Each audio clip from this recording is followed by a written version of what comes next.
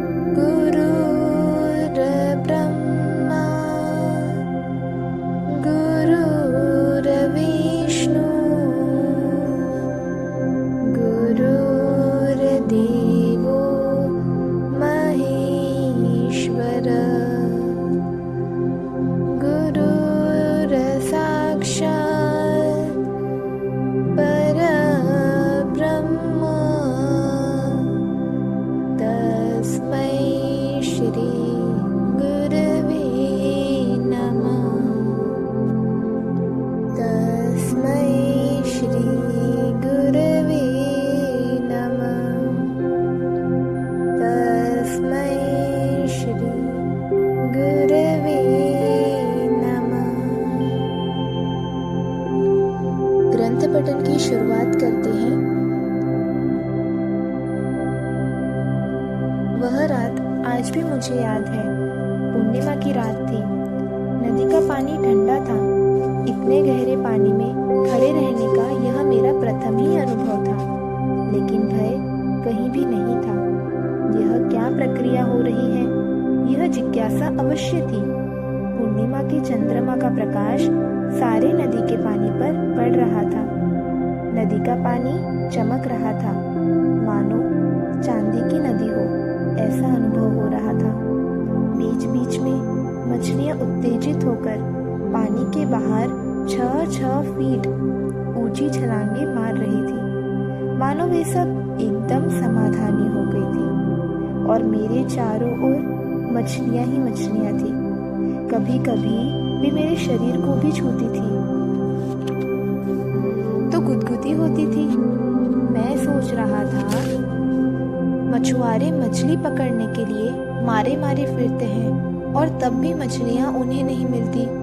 मैं मछलियों की अपेक्षा नहीं कर रहा, उल्टा मैं चाहता हूँ मछलियां मेरे पास न आए, फिर भी मेरे पास आ रही हैं। मानो गुरुदेव मुझे मछलियों के माध्यम से समाधान का पाठ पढ़ा रहे हैं। वे कह रहे हैं, समाधान को बाहर खोजोगे, भटकोगे तो जीवन में समाधान बाहर कभी नहीं मिलेगा, और समाधान को बाहर नहीं खोजोगे और भीतर जाओगे तो समाधान की बरसात होगी। मैंने मन में उनकी कृपा के लिए उनका आभार माना। नाभि के पास दाहिनी ओर से बाएं और कुछ धीरे धीरे घूम रहा था और उसका दायरा बढ़ता गया। पहले एकदम सूक्ष्म संवेदना मात्र ही थी, लेकिन बाद में तो लगा जैसे कोई बड़ा चक्र ही मेरे पेट पर चल रहा है, और धीरे धीरे उसका दायरा इतना बढ़ गया कि मेरा सारा शरीर उसमें व्याप्त हो गया और उसका प्रभाव लगातार बढ़ रहा था। चंद्रमा के प्रकाश जैसा एक तेज पुंज मेरे आसपास निर्मित हो रहा था, और धीरे धीरे वह तेज पुंज गुरुदेव तक बढ़ता गया और मैं और गुरुदेव दोनों उस प्रकाश पुंज में आ गए।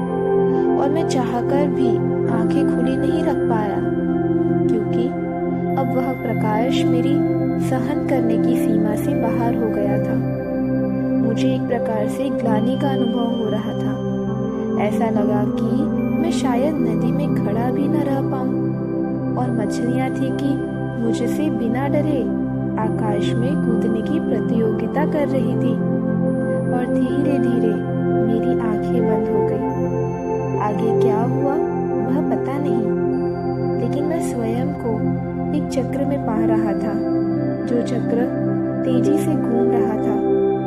सारा शरीर बर्फ के समान हो गया था। शरीर की सारी संवेदनाएं समाप्त हो गई थी। एक शून्य की स्थिति निर्मित हो गई थी, और ऐसी शून्य की स्थिति कब तक रही पता नहीं चला। और जब पता चला तो देखा सुबह होने वाली थी। गुरुदेव नदी में नहा रहे थे। वह रात बीत चुकी थी और सुबह हो गई थी। अब मेरे नाभि चक्र का स्पंदन भी बंद हो गया था। गुरुदेव की महानता थी कि वे कर्ता का भाव नहीं लेते थे, क्योंकि वे इस कर्ता के भाव से बहुत ऊपर पहुंच गए थे। लेकिन मैं जान चुका था कि गुरुदेव अपना अस्तित्व खो चुके थे। वे अपने आप को सामूहिक विश्व चेतना में समाहित कर चुके थे। इसीलिए वे कर तो कुछ नहीं रहे थे, लेकिन विश्व चेतना के संपूर्ण माध्यम वे ही थे। मुझे कल रात जो भी सजीव ज्ञान प्राप्त हुआ वह उन्हीं के माध्यम से ही प्राप्त हुआ था। मेरी तो विश्व चेतना वे ही थे, मेरे परमात्मा तो वे ही थे, क्योंकि मुझे परमात्मा उन्हीं के माध्यम से मिला है। मैं परमात्मा की सीढ़ी को कैसे भूल सकता था? और मेरा अहोभाग्य था कि उनके साथ कुछ दिन रहने का मौका मुझे जीवन में मिला था।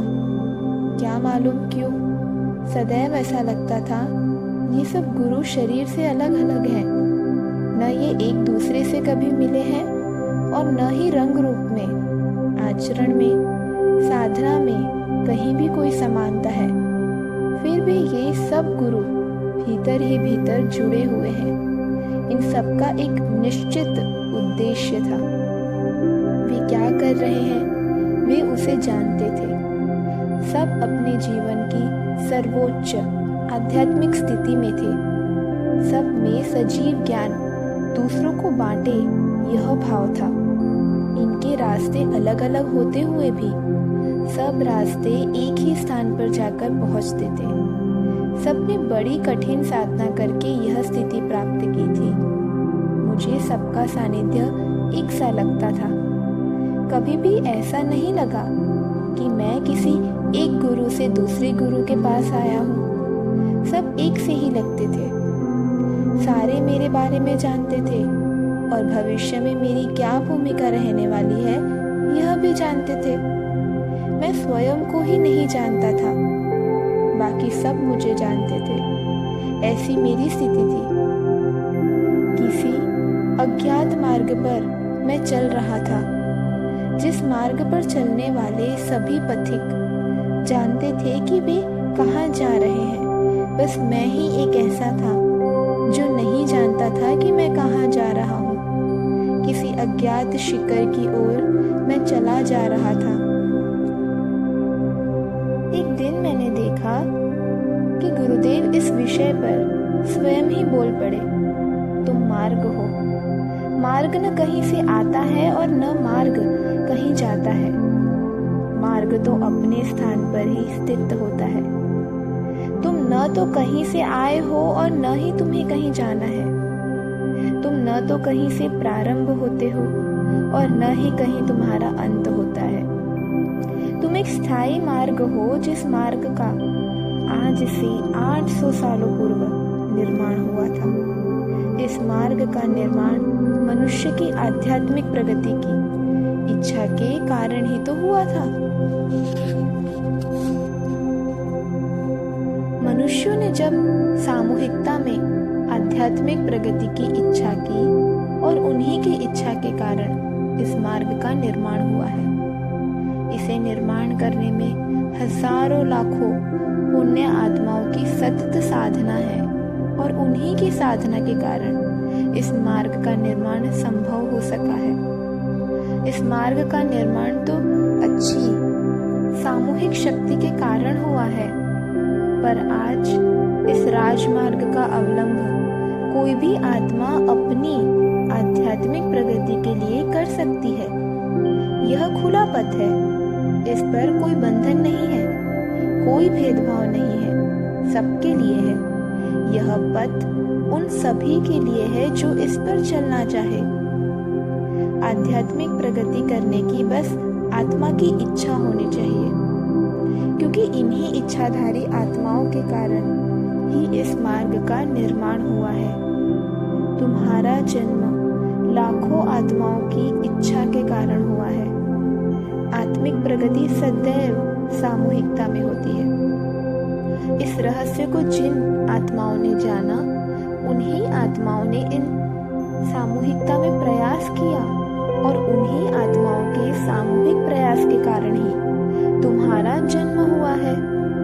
जिस प्रकार अगर हीरा कीचड़ में गिरा तो कुछ कीचड़ हीरे को भी चिपक सकती है, ठीक उसी प्रकार से जिस शरीर के द्वारा तुम्हारा जन्म हुआ उस शरीर के भोग भी आ गए, तो वे सब भोग भोगने के बाद ही तुम गुरु कार्य कर पाओगे।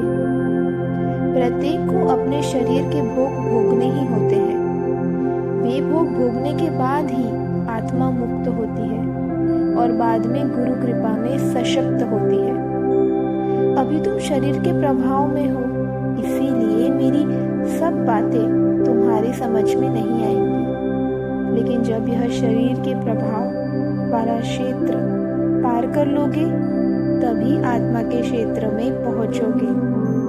आत्मा का क्षेत्र ही शाश्वत क्षेत्र है, क्योंकि आत्मा में ही परमात्मा निवास करता है। शरीर नाश्वर है, इसीलिए शरीर का क्षेत्र भी नाशवान है। बदलाव भी प्रकृति की देन है। कभी कोई शरीर एक समान नहीं होता है। प्रकृति का रहस्य प्रकृति के बदलाव में ही छुपा हुआ है। प्रकृति से जुड़ी हुई प्रत्येक चीज में बदलाव होता ही रहता है। मनुष्य का जन्म भी प्रकृति के एक निश्चित क्षेत्र के अधीन हुआ है, इसीलिए वह समय समय पर बदलता रहता है। बदलना ही प्रकृति का स्वभाव है, इसीलिए प्रकृति में बदलाव आते ही रहते हैं। तुम 800 साल पूर्व बने एक प्राचीन मार्ग हो, जिस मार्ग का उद्देश्य आत्म उन्नति कराना है। जो आत्माएं आत्म उन्नति करना चाहती हैं, वे ही तुम्हें अपना सकती है। आत्म उन्नति की इच्छा करना प्रत्येक आत्मा का निजी क्षेत्र है। जब आत्मा यह चाहती है वह कर सकती है, यह किया नहीं जा सकता है। जब वह आत्मा अपनी आत्म उन्नति की इच्छा करती है, आत्म उन्नति गुरु कृपा में हो जाती है। जिनके द्वारा आत्म उन्नति होती है वे भी करते नहीं, बस उनके द्वारा हो जाती है, क्योंकि वे भी केवल माध्यम ही होते हैं। ऐसे तुम भी एक माध्यम मात्र हो। तुम स्वयं कुछ नहीं करोगे, पर तुमसे यह कार्य संपन्न हो जाएगा। तुम कुछ करोगे नहीं, पर तुम्हारे बिना यह कार्य होगा भी नहीं। यह सब मैं इसीलिए बता पा रहा हूँ क्योंकि मैं शरीर के प्रभाव क्षेत्र से बाहर आ गया हूँ। तुम भी एक दिन बाहर आ जाओगे तो तुम स्वयं ही जान पाओगे, और तुम स्वयं ही जान पाओ इसके लिए शरीर के प्रभाव के भी भीतर जाने की आवश्यकता होती है। जब हमारी दिशा भीतर की ओर होती है तभी हमारी यात्रा भी भीतर की ओर होती है। हम सब गुरुओं की तुम्हें भीतर की यात्रा की दिशा देने की इच्छा है, क्योंकि भीतर जाने पर ही तुम जान पाओगे कि तुम कौन हो। अपने आप को जाने बिना आत्मिक प्रगति नहीं हो सकती है। सब कुछ तुम्हारे जीवन में निश्चित किया गया है। सब कुछ ठीक समय पर ही होगा। उस ठीक समय की प्रतीक्षा करो, क्योंकि वह न उसके पहले हो सकता है और न ही बाद में हो सकता है। मैं दूसरे दिन भी वही विचार कर रहा था। कल गुरुदेव ने क्या कहना चाहा था, मैं उनका सारा संकेत नहीं समझ पाया था, और मैं मन ही मन प्रार्थना कर रहा था कि गुरुदेव आपकी कृपा में वह सब समझ पाऊं जो आप समझाना चाहते हैं। फिर आज पूर्णिमा थी और पूर्णिमा की रात गुरुदेव नदी में रात भर ध्यान का विशेष कार्यक्रम रखते थे। गुरुदेव के साथ फिर मैं शाम के समय नदी पर पहुंचा।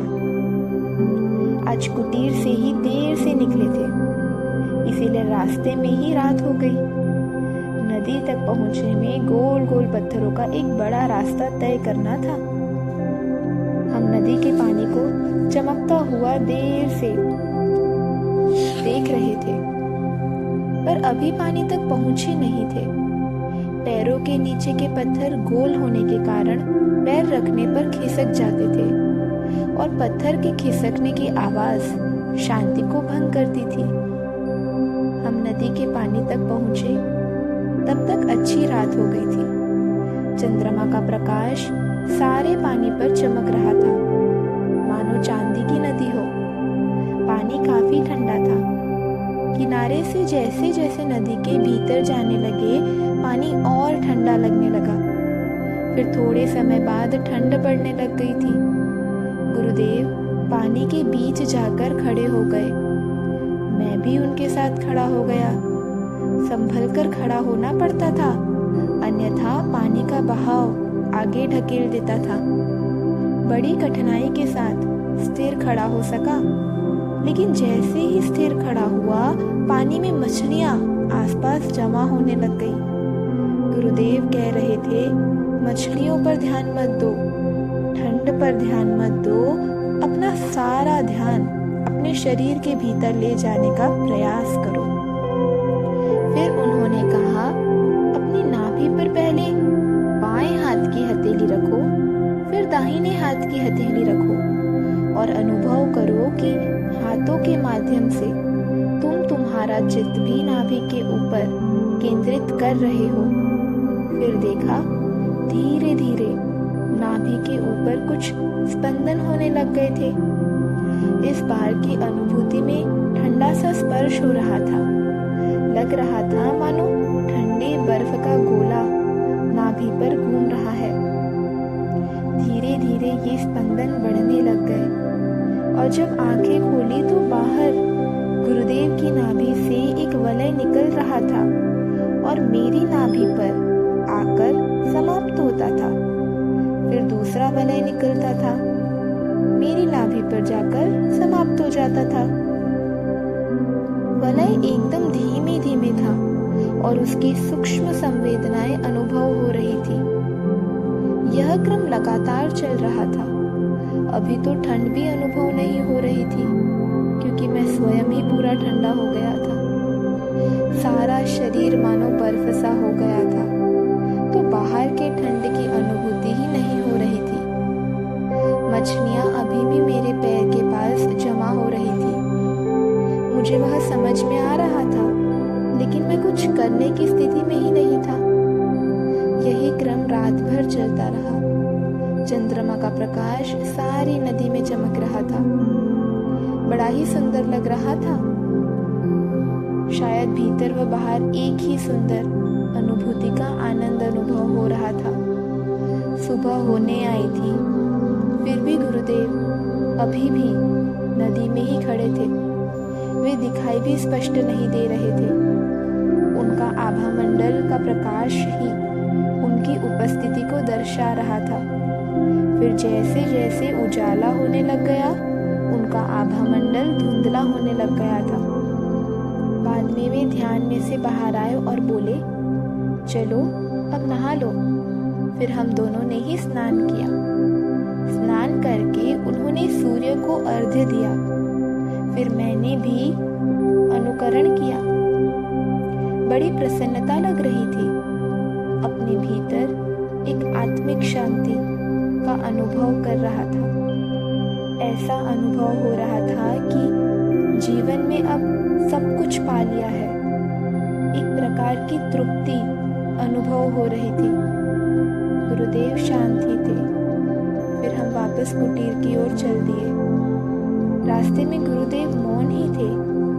मैं था कि कल रात हुई अनुभूति को ही याद कर रहा था। अपना अस्तित्व देना कितना कठिन कार्य है, और यह कठिन कार्य गुरुदेव ने कितनी आसानी से कर दिया। सचमुच गुरुदेव की महानता है कि वे यह कार्य आसानी से कर सके। उन्होंने यह कितनी साधना से प्राप्त किया होगा, और यह अनुभूति पाने के बाद कितने वर्ष उस अनुभूति को संभाल कर रखा होगा। और इतनी संभाल कर रखी हुई अनुभूति कितनी सरलता और सहजता से उन्होंने मुझे सौंप दी। मैं तो धन्य हो गया था। ऐसे गुरुदेव का सानिध्य पाकर मैं बड़ा प्रसन्न था। मैं सुबह नदी किनारे ही बैठा था। कल जो अनुभूतियां गुरुदेव के सानिध्य में हुई थी, उन्हीं के बारे में विचार कर रहा था। अध्यात्म भी एक विशिष्ट विषय है। इस आत्मा के विषय को लेकर जो लोग सालों चले हैं, जिन्होंने सालों इस विषय पर निरंतर अभ्यास किया है, इस विषय को जाना है, इस विषय को ही पसंद किया है, इस विषय में अनुभूति प्राप्त कर सजीव ज्ञान प्राप्त किया है और प्राप्त हुए अपने अनुभव को दूसरों को बांटा है इसलिए बड़ा है। यानी ये 3 चरण हैं। पहला, अपने गुरु से ज्ञान प्राप्त करना। दूसरा, उसका अध्ययन करना और अध्ययन करके स्वयं उस सजीव ज्ञान की अनुभूति प्राप्त करना। और तीसरा, उस अनुभूति के अनुभव को बांटना। ये तीनों कार्य जो करते रहते हैं, वे आध्यात्मिक गुरु कहलाते हैं। यह विषय आत्मिक ज्ञान का विषय है। इसीलिए इस ज्ञान को प्राप्त करने के लिए आत्मा बनना होगा, आत्मा के स्तर तक जाना होगा और सामने वाले माध्यम को भी आत्मा मानना होगा। जिस प्रकार शारीरिक स्तर पर ज्ञान देने वाला शिक्षक कहलाता है, उसी प्रकार आत्मिक स्तर पर ज्ञान देने वाले गुरु कहलाते हैं। कार्य दोनों का समान होता है। शिक्षक बुद्धि के स्तर पर, शारीरिक स्तर पर ज्ञान देते हैं, तो वही गुरु भी शिक्षक ही हैं, पर वे आत्मिक ज्ञान प्रदान करते हैं। इसीलिए उस आत्मिक ज्ञान को ग्रहण करने के लिए उन्हें आत्मा समझना होगा। इसीलिए उन्हें गुरु कहते हैं। जिस प्रकार गणित सिखाने के लिए गणित का शिक्षक होता है, भाषा सिखाने के लिए भाषा का शिक्षक होता है और विज्ञान सिखाने के लिए विज्ञान का शिक्षक होता है, ठीक इसी प्रकार से आध्यात्मिक ज्ञान प्राप्त करने के लिए आध्यात्मिक शिक्षक होता है। उन्हें ही गुरु कहते हैं। आध्यात्मिक ज्ञान वह ज्ञान है जो प्राप्त करने से मनुष्य को आत्म शांति का अनुभव होता है। जब मनुष्य शारीरिक व बौद्धिक ज्ञान प्राप्त कर लेता है, तब वह आत्मिक ज्ञान प्राप्त करना चाहता है। यह सर्वश्रेष्ठ ज्ञान है। जब तक शारीरिक ज्ञान और बौद्धिक ज्ञान प्राप्त न हो, तब तक आध्यात्मिक ज्ञान प्राप्त करने की इच्छा नहीं होती है। ये सब मनुष्य के स्तर होते हैं: शारीरिक स्तर, मानसिक स्तर और आध्यात्मिक स्तर। शारीरिक स्तर पर प्राप्त किए गए ज्ञान को प्रदर्शित किया जा सकता है और बौद्धिक स्तर पर प्राप्त किए गए ज्ञान को भी प्रदर्शित किया जा सकता है, लेकिन आध्यात्मिक स्तर पर प्राप्त ज्ञान को प्रदर्शित नहीं किया जा सकता है। यानी यह प्रदर्शित नहीं होता है, इसे केवल अनुभव किया जा सकता है। शारीरिक स्तर पर प्राप्त ज्ञान का अहंकार हो सकता है, क्योंकि वह ज्ञान शारीरिक स्तर पर है और अहंकार भी शारीरिक स्तर पर है। इसीलिए शारीरिक स्तर पर प्राप्त हुआ ज्ञान अहंकार को पुष्ट करता है। ठीक इसी प्रकार से बौद्धिक स्तर पर प्राप्त ज्ञान भी अहंकार को पुष्ट करता है, क्योंकि बुद्धि के स्तर पर अहंकार होता ही है। जब मनुष्य के शारीरिक स्तर पर ज्ञान की प्राप्ति और उसका प्रदर्शन हो जाता है तथा बौद्धिक स्तर पर ज्ञान की प्राप्ति और प्रदर्शन हो जाता है, और ये दोनों करने के बाद जब पूर्ण आनंद नहीं मिलता और जब ज्ञान प्रदर्शन के लिए नहीं, स्वयं को जानने के लिए पाने की इच्छा करता है और आत्ममुख बनता है और स्वयं को जानने की इच्छा होती है, तभी अपनी आत्मा की ओर उसकी यात्रा प्रारंभ होती है। और स्वयं को जानने की इच्छा से जब मनुष्य अपने जीवन की यात्रा प्रारंभ करता है, तब जो मार्ग मिलता है वह मार्ग ही आध्यात्मिक गुरु है। वह मार्ग अपनी जगह स्थायी होता है। आध्यात्मिक आनंद प्राप्त करने वाली आत्माएं उनका समय आने पर उस तक पहुंचती ही है। इसीलिए कल गुरुदेव ने मुझे मार्ग कहा होगा कि तू मार्ग है जो 800 साल पुराना है। कल मुझे उन्होंने मेरे जीवन का उद्देश्य बताया था, मुझे मुझसे ही मिलाया था, मेरे आत्मा के दर्शन मुझे ही कराए थे। लेकिन मेरे जीवन में भी यह तब हुआ जब जीवन में शारीरिक स्तर पर ज्ञान प्राप्त कर लिया और शारीरिक स्तर पर प्राप्त ज्ञान का प्रदर्शन कर लिया, बौद्धिक स्तर पर ज्ञान प्राप्त कर लिया और बौद्धिक ज्ञान का प्रदर्शन भी कर लिया, लेकिन जीवन में समाधान को प्राप्त नहीं हुआ।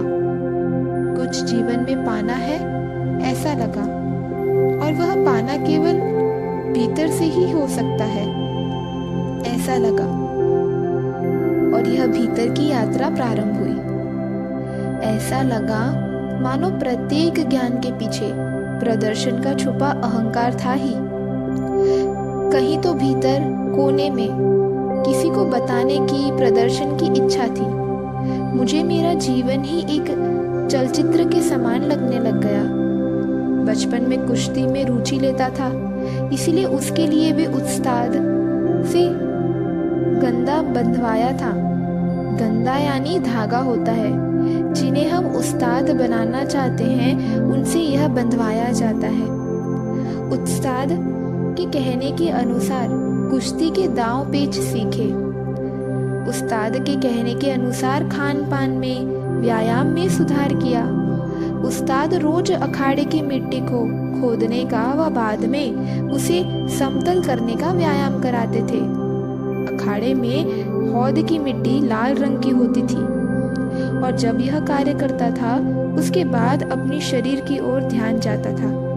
मेरी जंघाएं कैसी पुष्ट हो रही है, मेरे बाजू कैसे मजबूत हो रहे हैं, कितने कम समय में मैं यह कार्य कर रहा हूँ। और जब अखाड़े से घर जाते समय चेहरे पर लगी लाल मिट्टी को देखकर रास्ते में कोई पूछता था, क्या अखाड़े से आ रहे हो, तो मैं वह गर्व महसूस करता था। कई साल सुडौल सशक्त शरीर बनाने में लग गए, और समय समय पर मैं अपने सुडौल शरीर का प्रदर्शन भी जाने अनजाने में करता था, और वह प्रदर्शन मेरे अहंकार को ही बढ़ावा देता था। जब कबड्डी के खेल में मैं सामने वाले पक्ष के पाले में जाता था तो मेरी जंघाओं को देखकर सामने वाले खिलाड़ी डर के मारे घबराते थे, और उनका घबराना कहीं मुझे आनंद देता था। बाद में उस्ताद ने कहा, अब तू तैयार हो गया है, अब कुश्ती भी खेल। तब उस्ताद के साथ अलग अलग अखाड़ों में जाकर अलग अलग पहलवानों के साथ कुश्ती खेलना मुझे बहुत अच्छा लगता था। मेरा उस्ताद मुझे जानबूझकर मुझसे बड़े और शक्तिशाली पहलवानों के साथ कुश्ती लड़ाते थे, इसीलिए मुझे कुश्ती जीतने में बड़ा परिश्रम करना पड़ता था। मैंने भी धीरे धीरे उसमें से रास्ता निकाल ही लिया था। लंगी और कैची, इन दोनों दावों में महारत हासिल कर ली थी।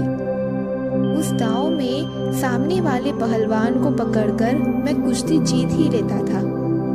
उस समय उस्ताद मुझे अलग अलग कुश्ती के अलग अलग दंगाले में लेकर जाते थे। उस समय जीवन का उद्देश्य सर्वश्रेष्ठ पहलवान बनना था, और मेरे उस्ताद को भी मुझ पर बड़ा विश्वास था। वे कहते थे कि तू एक दिन देश का बड़ा पहलवान बनेगा। इस प्रकार से शारीरिक स्तर पर प्राप्त किए हुए इस ज्ञान के पीछे प्रदर्शन का उद्देश्य छुपा हुआ था ही। इस शारीरिक स्तर के ज्ञान को प्राप्त कर जब मैं इस मार्ग के सर्वोच्च शिखर तक पहुंचा तो अचानक अनुभव होने लग गया, यह तेरा मार्ग नहीं है, तुझे और कहीं जाना है। फिर ऐसा लगा जब यह अपना मार्ग ही नहीं है और इस मार्ग पर आगे चलना ही नहीं है तो इस मार्ग पर आगे ही क्यों बढ़ूं। और फिर भीतर से आवाज आई, उस मार्ग को खोज जिस मार्ग पर चलना है। जय बाबा स्वामी, जय आत्मेश्वर। अब हम सब मिलकर कुछ देर ध्यान में जाएंगे।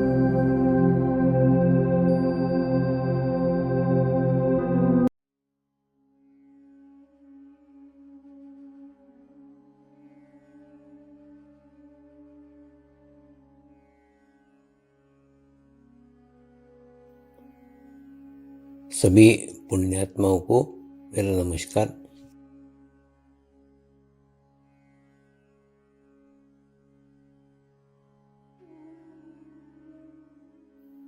गुरुर्ब्रह्मा गुरुर्विष्णु गुरुर्देवो महेश्वरा, गुरु साक्षात् परब्रह्म तस्मै श्री गुरुवे नमः।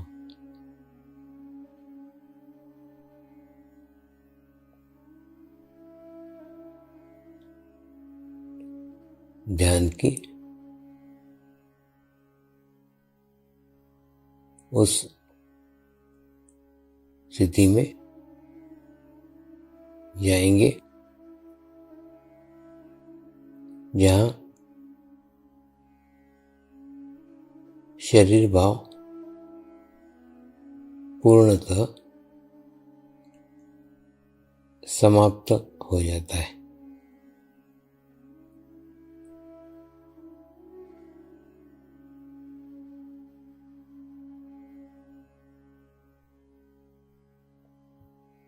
अपने पूरे शरीर को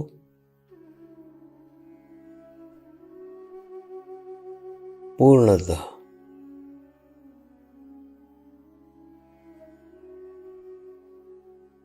शिथिल छोड़ देंगे, एकदम रिलैक्स हो जाइए।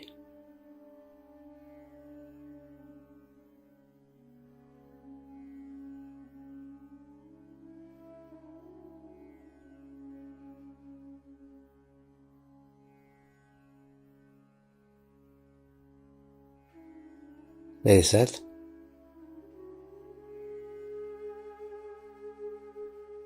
मंत्र का उच्चारण करेंगे। मैं एक पवित्र आत्मा हूँ।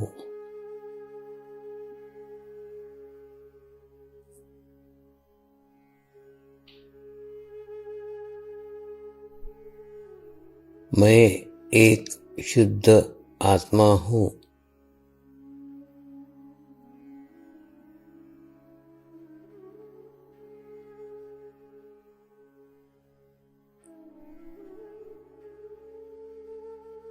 मैं एक पवित्र आत्मा हूँ।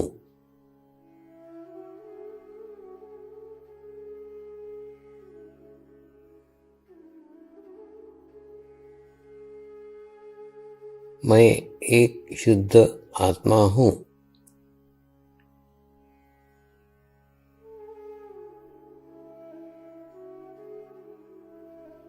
मैं एक पवित्र आत्मा हूँ।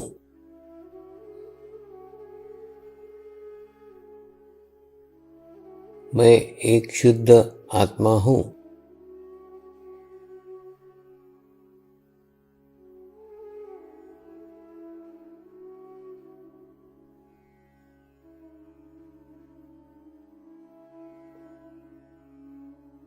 अभी इसी आत्मा भाव को बनाए रखते हुए गुरु मंत्र का उच्चारण करेंगे।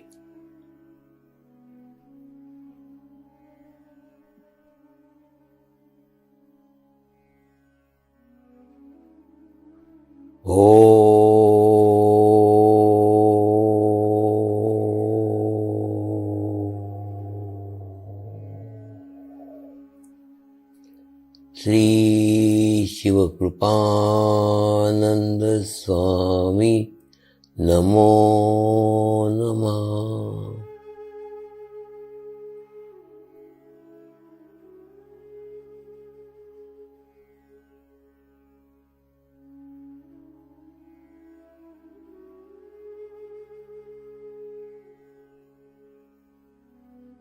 ओम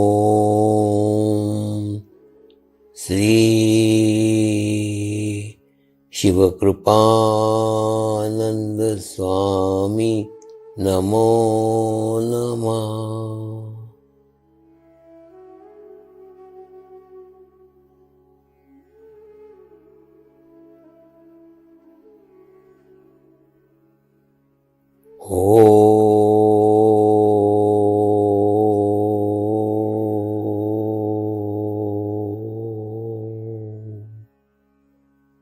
श्री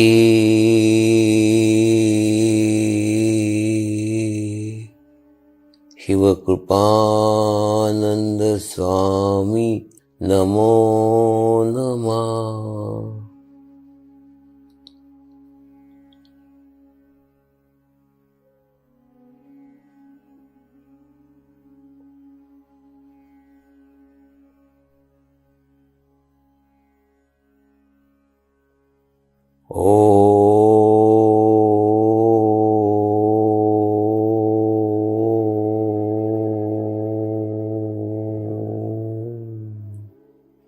श्री शिव कृपानंद स्वामी नमो नमः।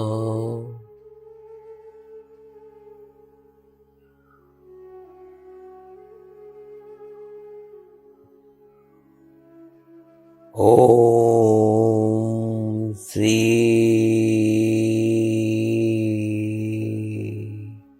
शिव कृपानंद स्वामी नमो नमः।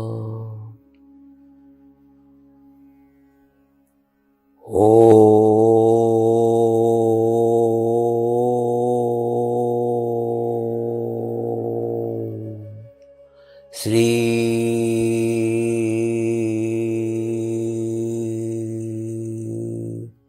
शिव कृपानंद स्वामी नमो नमः।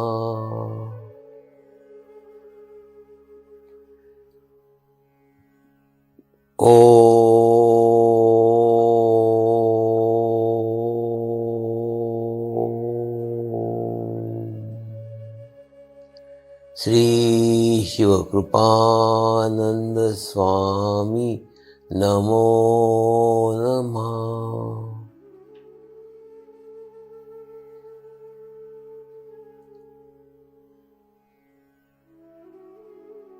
ओम श्री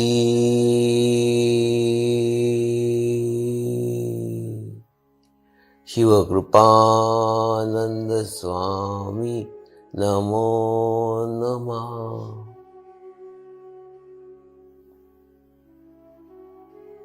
ओम श्री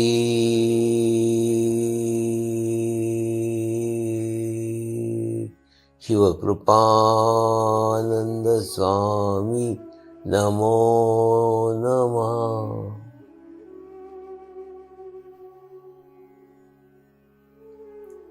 अब आप अपना चित्त सहस्त्रार पर रख के थोड़ी देर के लिए ध्यान में जाएंगे।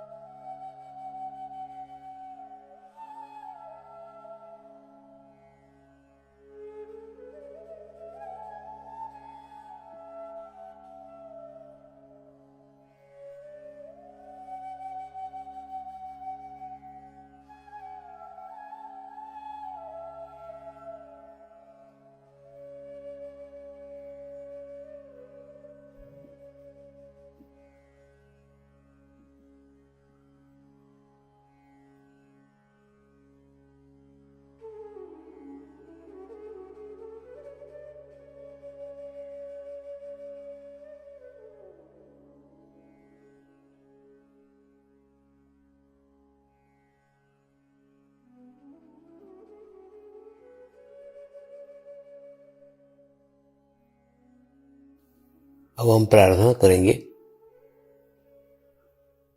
सभी आत्माओं की आत्म उन्नति हो, आध्यात्मिक प्रगति हो। यही हमारी प्रभु से प्रार्थना है। नमस्कार। जय आत्मेश्वर।